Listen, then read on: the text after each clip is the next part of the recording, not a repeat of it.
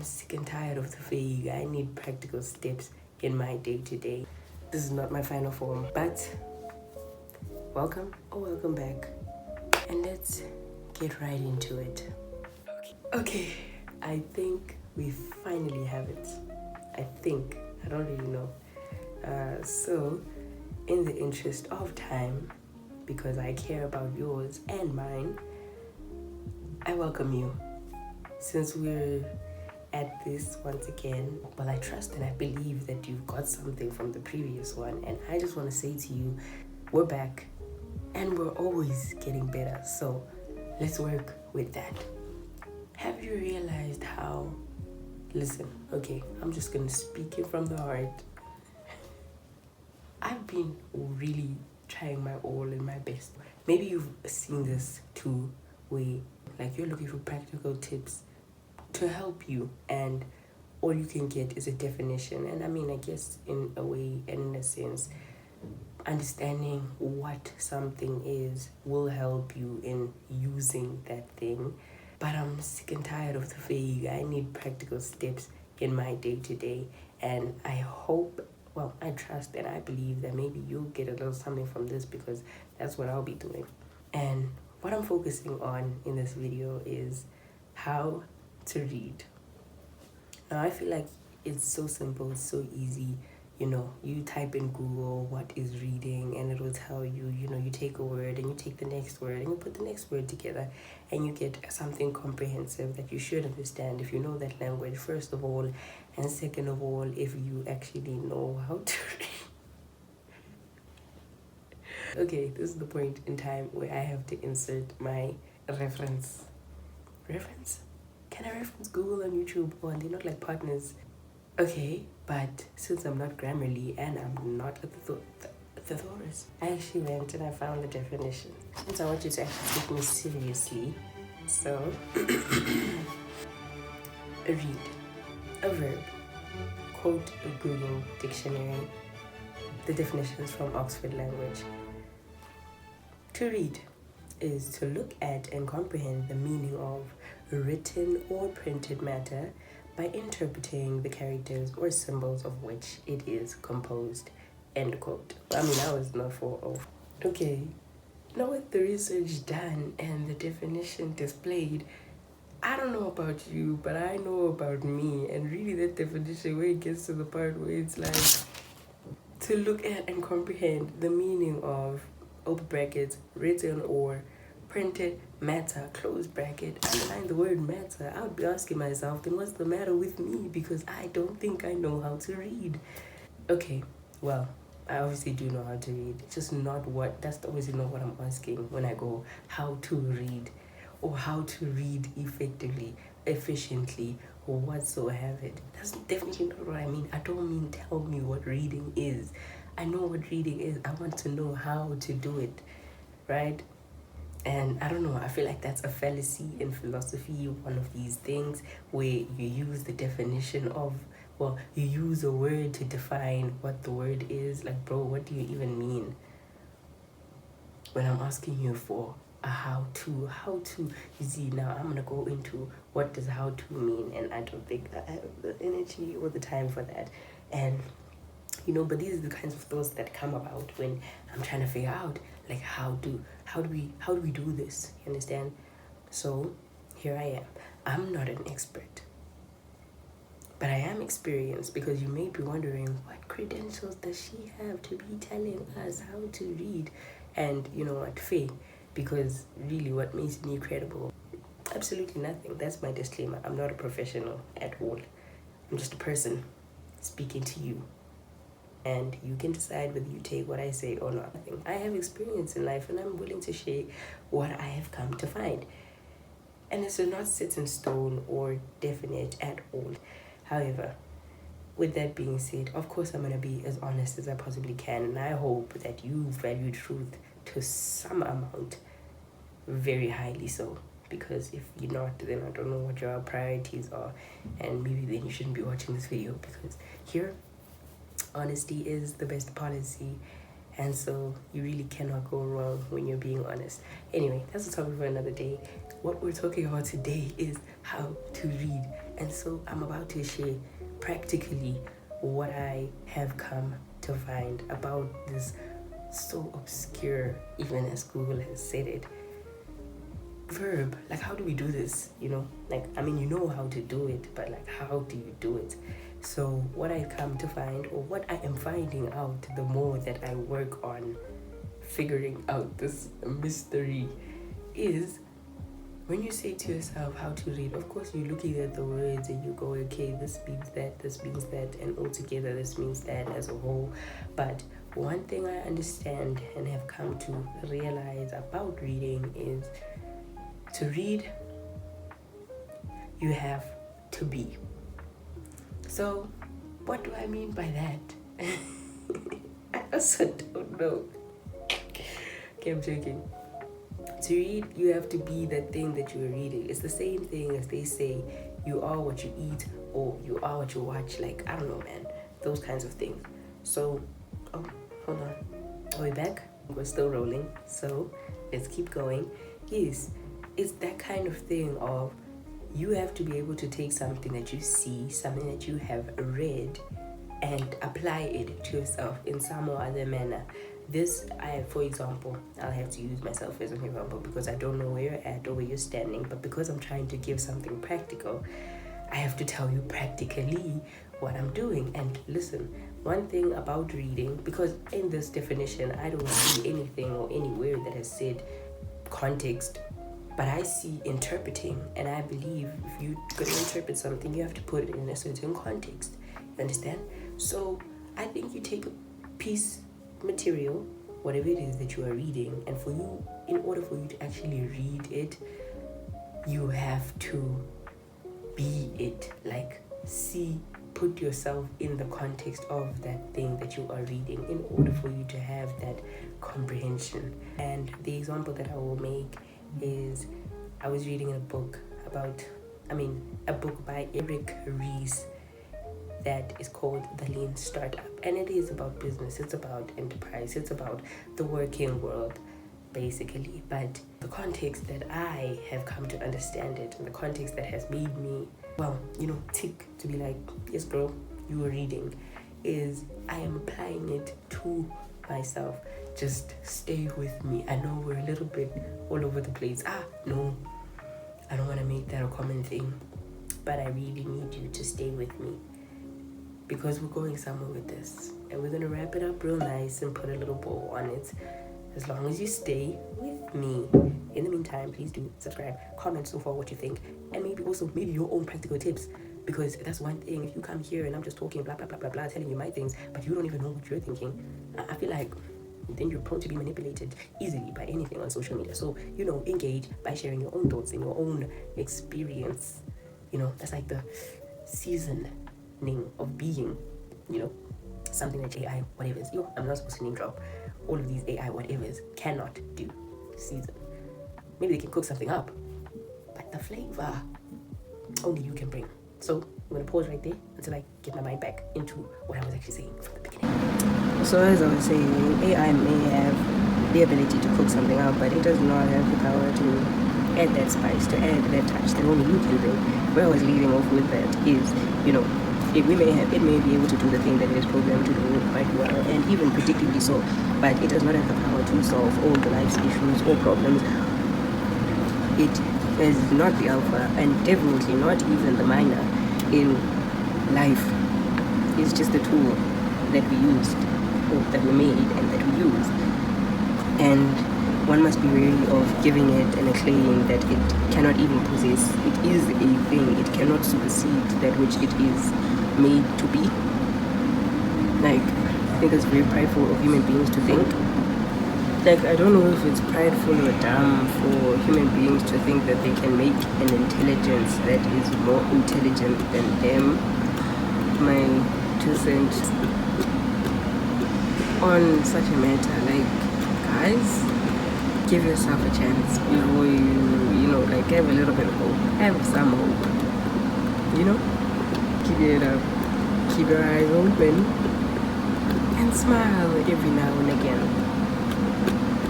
Like, literally just be human. Okay. somewhere, somehow, somewhere, I remember. So I would say there is a section in the book by Eric Ries, which is talking about your feedback system in your business, making making an MVP. I'm the MVP. You gotta make an MVP, a minimum value product.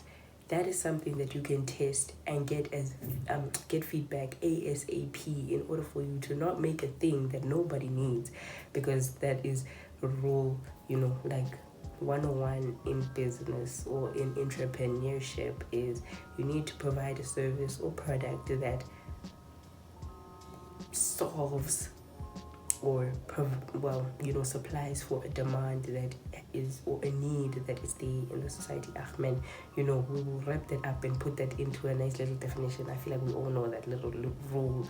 I'm obviously wording it horribly, but just to stay on track and to be on point with what we're saying. Let me check. Am I still recording?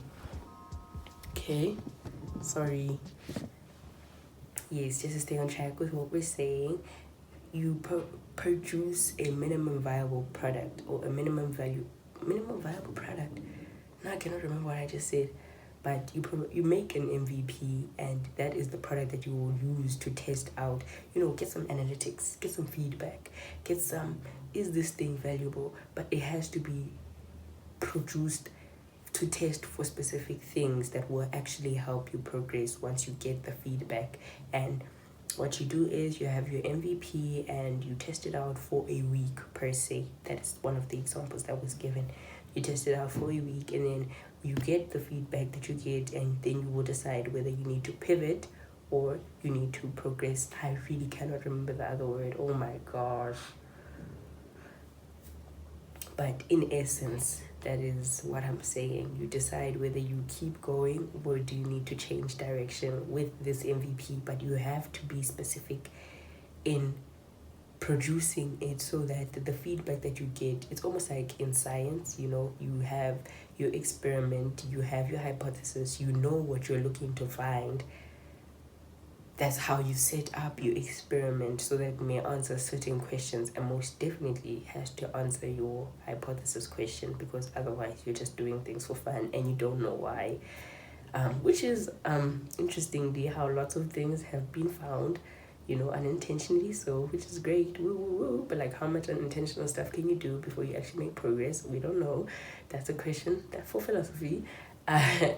But yes, it's like making that experiment, and you need to have a controlled variable, you need to have an independent variable, and you need to know what is your dependent variable, scientifically speaking. So, I believe it's a concept that is well grounded. Also, yes, you test your minimum viable product, and then you look at the feedback. How is it received, and what information does it give you that will help you to progress and continue to make improvements? That is, so I believe it's the same with reading and with my own life. That is something that I've done. When I told you I'm learning how to manage my time, I had to follow through for a week, regardless of whether I felt as though I was actually making progress or was I setting myself back. That, something that you review at the end of the challenge. You don't midway challenge when you are struggling and suffering go, actually this is not working for me, but you've not even seen it through for the whole period of time that you decided that this is what I'm going to do. Understand? So I believe, let's bring it back to how to read. So that's the same thing with reading. You take the piece or the passage that you are reading and you apply it to you. That's what I mean by you have to read. To read, you have to be what you are reading. So you take that piece and you apply it to you. And you find out, you kind of have to sit with it and let it sink into you. Like, what is it that I'm actually reading? You reflect in a way and you practicalize it. How do you do that for yourself? For example, I was doing a challenge for myself, a challenge amongst the challenges, one that I chose, which I believe is something that makes every other challenge less powerful. By choosing a challenge that's actually good for you, it kind of lessens the effect of challenges outside of your control, I believe. And so I was doing a proverbial march wherein I would read a chapter a day for the whole month of March from the book of Proverbs. And that led me to each and every day you take a verse, and I would have to reflect on those verses, whichever one, maybe my favorite, maybe the one that was most impactful, because the book of Proverbs really will slap you. It's not playing with you.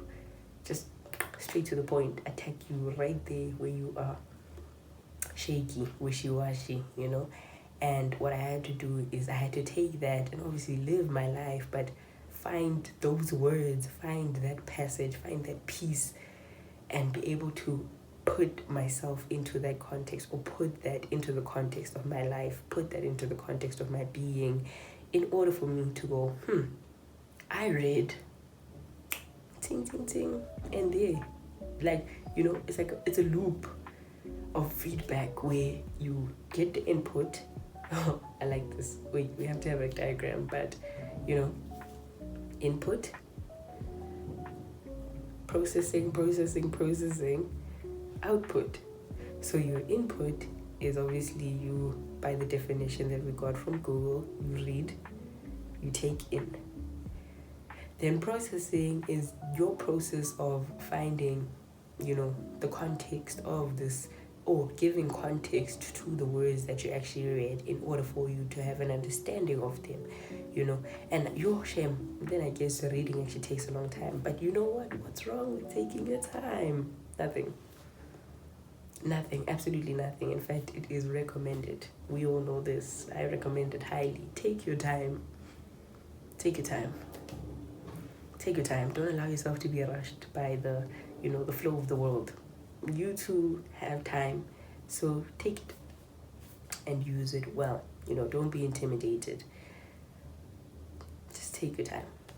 So you find the context of the pieces of the words that you read, or those that resonated with you, and once you get to a place where you go, like in your reflections or in your review, at the end of the week, the challenge, your MVP, you have the feedback, you're looking at the analytics, then you can go, aha, I have the answer to my question. Nazo, then you have your feedback system, which is your output, where you go, maybe you'll be talking about your day, maybe you'll be in a bus and somebody will have asked you a random question, but it's like literally exactly directly an application of something you read, and now you finally come to understand it because you are explaining it in the context of your life, or you are explaining it in a context that you have come to understand it. And then you will go, yeah, so the other day I was living my life and I was trying to manage my time, and so and I read that, boom. Obviously in a conversation, you're not just going to stop and go, insert, that's so really. You're not going to just stop in the middle of a conversation, but you make a mental note for yourself to go, I read and I did. But it kind of, what I'm trying to say is, you cannot be a passive reader. It's a very active thing. It's not just eyes, words, eyes, brain, process, I read. No, it's more like, what did I say? Eyes, words, eyes, brain, live life, while the brain carries on thinking about the eyes, words, eyes to brain, and then brain, life, until the words in your brain come out, and then you find yourself living between the lines. Oh, look at that. There's a bow. We're wrapping it up real nice. And, once you see yourself living, being that which you read, then you have, with your awareness that you have for yourself, you get the feedback that, I read, you retained something, you have understood something, and that's where, we complete the process of reading. You have to learn to be honest with yourself and be aware of certain things. So you're going to come to that place of, here I see the words. I see the signs and nothing of my hands. Yo, might as well copyright. I pay you. Anyway, yeah. So what is it? How do you actually read?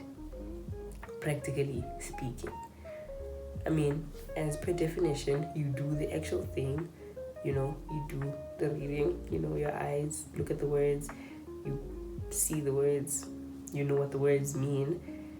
But then the part where I think the actual reading happens is where you take that piece and then you process. And the processing, I don't think happens right there, right then, while the paper is in your hand. But I mean, it can. But usually you have to take that and you go process. So you read, which is look at the words, take them in, it's like scanning. Then you go, you process. Like, then you get a feedback or you review. There's a word, you review. So those are the 3 simple steps of how to actually read. You do the actual reading, which is like, I don't know, like I wish there was another word for reading that was not like reading, because reading is the thing and it is the thing. Reading is the thing and it is the way. There's a way to do a thing. And for reading, like the word reading, it's both of those things, which is a little bit confusing for this demonstration or for this video. But I do trust and believe that you were with me and you walked with me the whole way through. And here we are, we made it to the end. So I would appreciate so dearly if you read into what I was saying and give me some feedback on what you got from this. And I really do hope that I'll be seeing you better next time. Bye. One thing about time is if you feel like you're being rushed, if you feel like you have no time, maybe you're the one who needs to slow down.